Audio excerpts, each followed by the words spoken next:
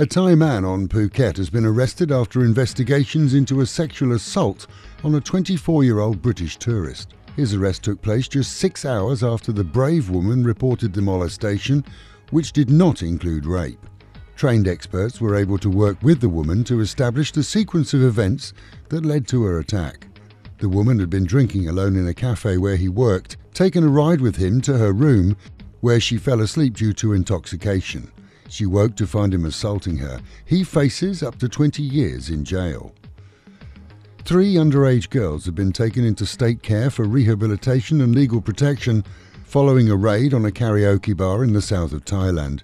53 Lao females, including the 3 girls under 18, were rounded up in the southern region of Narathiwat, where the bar is reported to have been operating as a brothel. Armistice Day was remembered throughout Thailand on Sunday. The 100th anniversary of the end of the First World War saw respect shown to those who've fallen since, with gatherings at places such as Kanchanaburi and the British Embassy, along with respect shown in pretty much every Western-operated business here.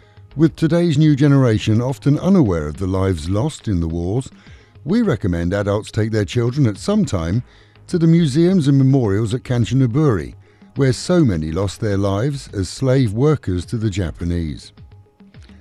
A wanted French criminal has been arrested on Koh Samui after re-entering Thailand despite being blacklisted.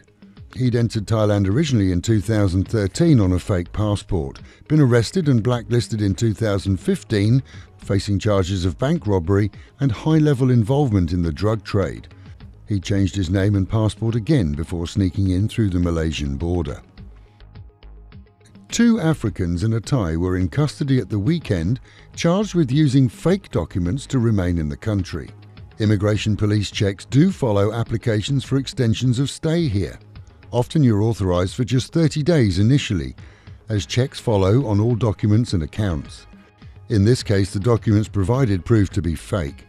Police will now be focusing on who supplied the forged documents, and that investigation could reveal numerous others who've used similar forgeries. Meanwhile at home, and Pattaya's veteran Deputy Mayor, Kun Ronakit, has signed off on the firing of 2 outsourced workers and confirmed plans to prosecute them. This after they used their position to rip off Chinese tourists.